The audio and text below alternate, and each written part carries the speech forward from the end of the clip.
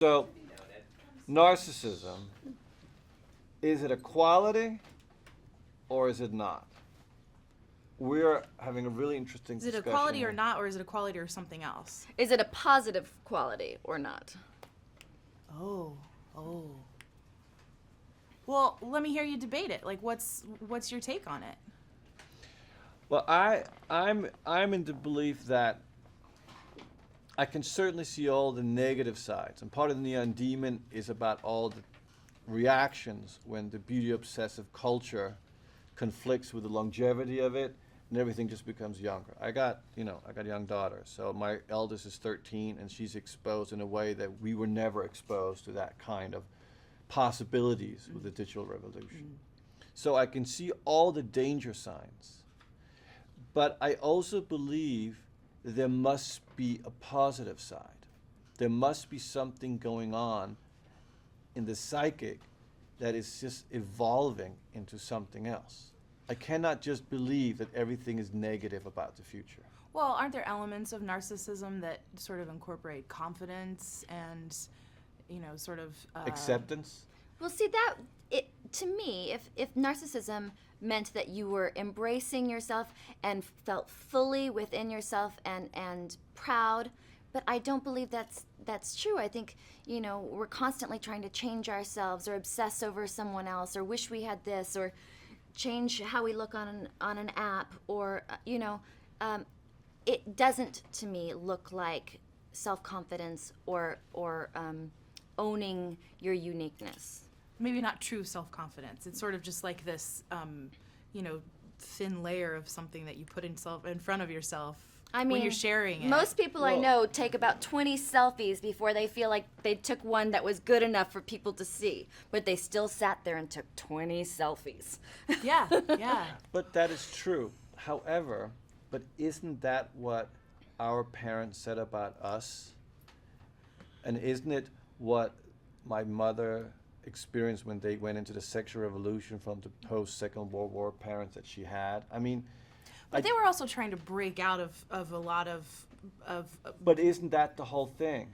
That narcissism is a way of breaking out of I don't know about a this. constant debate about equality, that we're trying to, like we create a certain standard of life and a certain acceptance. Like what's interesting about beauty is that beauty will become the next class war, because financially, career-wise, all those things that used to divide, and conquer are no longer really relevant. So it's becoming much more about how you're born. And beauty is one of those things that just is a very powerful medium. well, but then you add in the artificial options now. Yeah, but if you look So- at the movie, the one person that actually has a real downfall is the artificial. The one person that tries to recreate it, it's like, that's not the way to go, because that's never going to work. But also at the beginning of this film, Elle Fanning's character says, I can't act, I can't sing, I can't write, but I'm pretty. And everyone in this film wants a piece of her.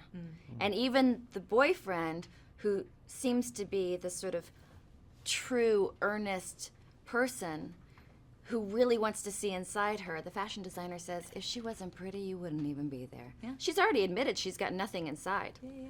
And everyone still wants it. Yeah. Well, and so and I just want to touch a little bit on the horror element of what we're talking about, and sort of, adding horror to this sort of bigger, more intelligent conversation that you're having in this story.